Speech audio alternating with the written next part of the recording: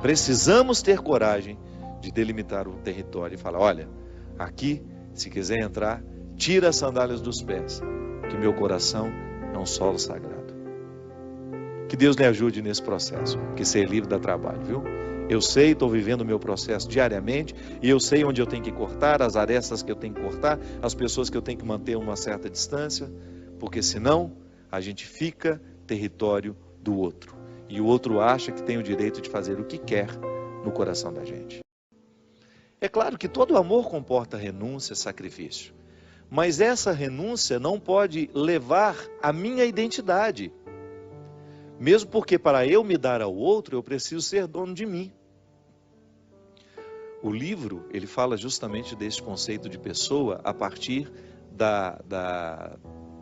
do conceito judaico, cristão, que é, para eu me oferecer ao outro, eu preciso ser dono de mim. Só pode dar-se ao outro aquele que se possui. Eu não posso dar aquilo que não é meu.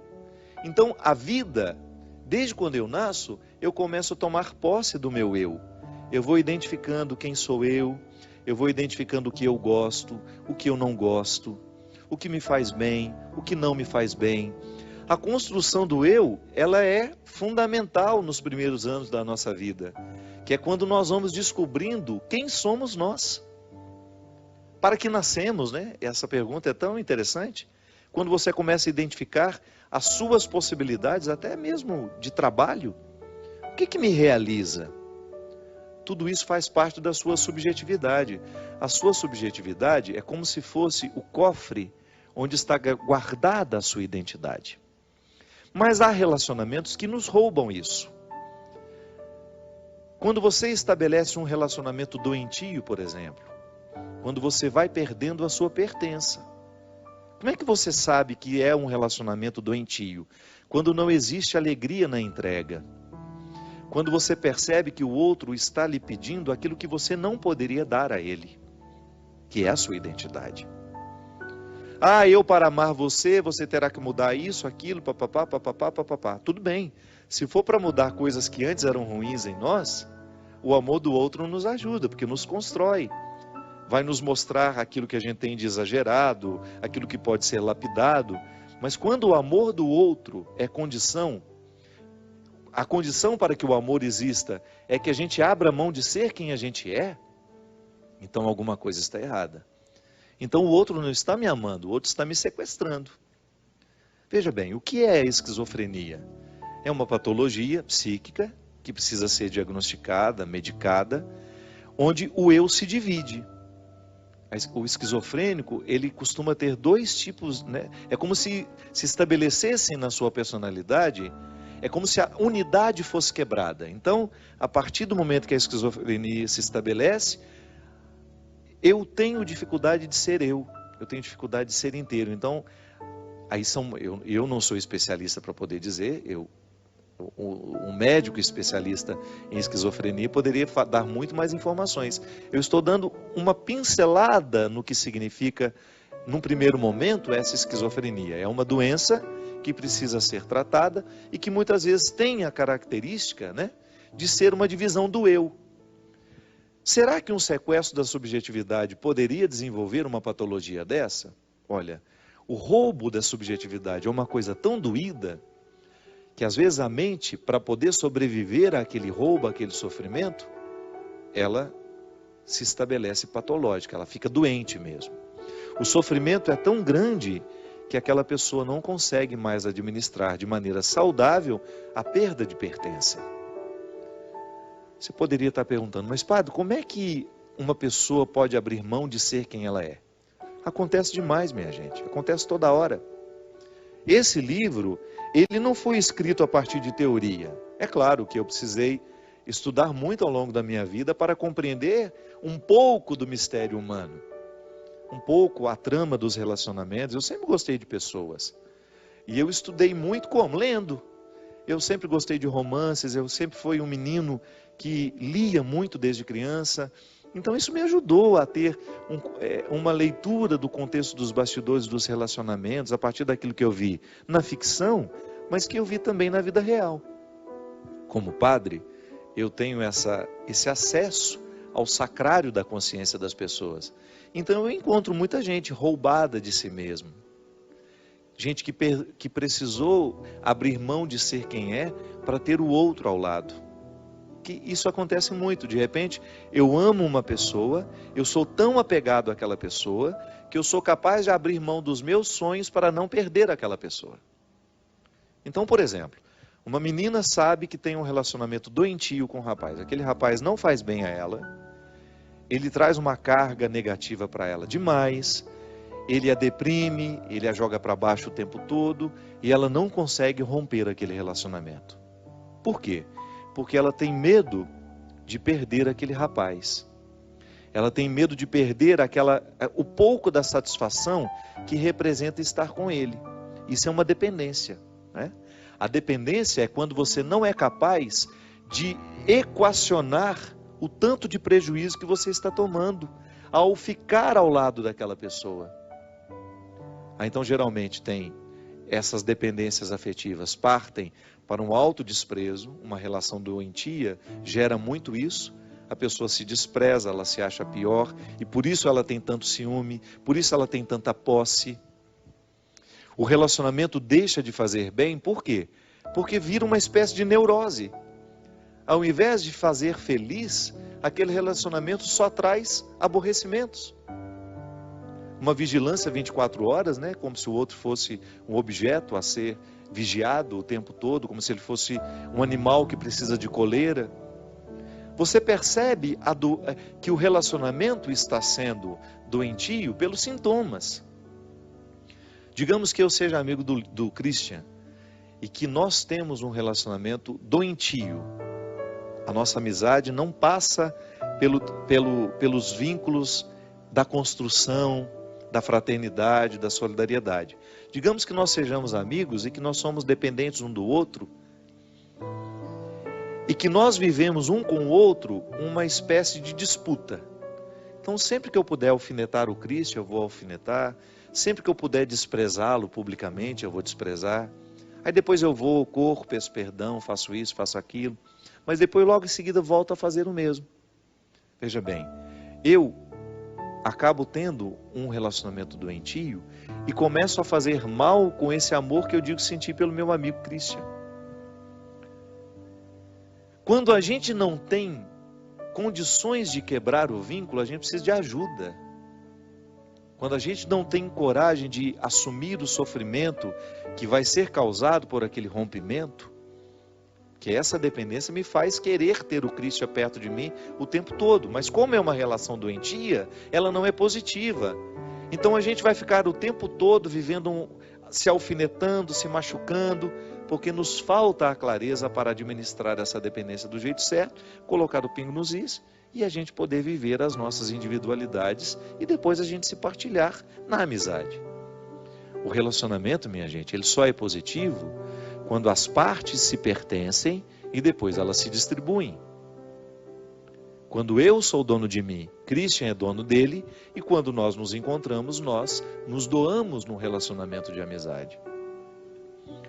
Às vezes, as doenças mentais, elas começam assim, em relacionamentos doentios, em perda de pertença. Eu deixo de me pertencer, eu vou abrindo mão de mim, abro mão um pouquinho hoje, abro mão um pouquinho amanhã, porque o outro vai me esgotando, o outro vai me sugando, e porque eu não tenho coragem de me posicionar, daqui a pouco eu perdi a capacidade de administrar. Então o outro torna-se proprietário dos meus afetos, ele começa a mandar na minha alegria. É tão triste quando você percebe que a sua alegria depende do outro e não de você. Alguma coisa está errada. Alguma coisa nós estamos errando, em alguma coisa estamos errando. O outro, ele não é o responsável pela minha alegria. O outro até participa da minha alegria. O outro até me ajuda a promover a alegria, não sejamos hipócritas. Uma palavra ruim que vem do outro lado me machuca. Uma palavra motivadora do outro me ajuda também a ficar mais feliz. Mas o primeiro espaço onde essa alegria precisa ser cultivada? É em mim. É quando eu me ocupo de mim, quando eu gasto um tempo comigo, nos meus projetos, no meu empenho. Quando existe uma dependência, um sequestro de subjetividade, a pessoa tem dificuldade de cuidar da própria vida. Você conhece, ou talvez até já tenha experimentado isso em você, quando você vive um relacionamento que você fica o tempo todo procurando onde está o outro, o que ele está fazendo, com o que ele foi, aonde que ele está. E você deveria estar cuidando da sua vida. Esses relacionamentos que às vezes são doentes, eles causam um prejuízo tão grande, gente, porque às vezes uma pessoa vive um relacionamento assim, 4, 5 anos. Eu conheço namoros, experiências de namoros em que a neurose é tanta que a menina, o rapaz, eles ficam o tempo todo se monitorando. 30, 40, 50 mensagens por dia, porque tem de dar satisfação aonde está, com quem está, o que fez, e quando volta, quando o encontro deveria ser para partilhar o dia, para ficar felizes porque estão juntos, é para lavar a roupa suja, por que você não avisou, por que você foi lá, por que você não me falou. Então, o encontro que deveria ser para ser agradável, para construir aquilo que no futuro pode ser até um casamento, torna-se o espaço do cultivo das neuroses. Não pode ser assim. Se você percebe que você está preocupado demais com a vida do seu parceiro e esquecido da sua vida, alguma coisa está errada. Você precisa ter primeiramente a consciência de que a sua primeira responsabilidade não é o outro, é você mesmo. Porque você só pode cuidar do outro depois de ter cuidado de si. Um relacionamento que começa no outro não dá, isso é doente. Ah, padre, mas isso é um egoísmo? Não é não. Isso é o passo certo do relacionamento. Eu só posso dar um passo na direção do outro depois de ter conquistado os meus territórios. A verdadeira caridade só existe quando eu sou livre para amar, quando eu sou livre para doar. Eu não estou agindo por uma necessidade. Porque às vezes até a nossa caridade não é por amor, não, é porque a gente quer aparecer. Às vezes a nossa caridade está em torno do nosso espírito pavão. Eu preciso que o outro me veja, eu preciso que o outro me note, então eu faço caridade, eu faço isso, faço aquilo. Mas aquilo é tudo vazio dentro de mim, não me preenche, não me faz feliz. Meu Deus do céu. A caridade que eu faço precisa estar em consonância com aquilo que eu sei sobre mim. É essa minha liberdade interior me motivando a conquistar cada vez mais os territórios que são meus, conhecendo os meus defeitos, as minhas possibilidades, para que depois eu dê um passo na direção do outro e faça o mesmo na vida dele. Ao invés de ser um sequestrador, eu quero ser um libertador.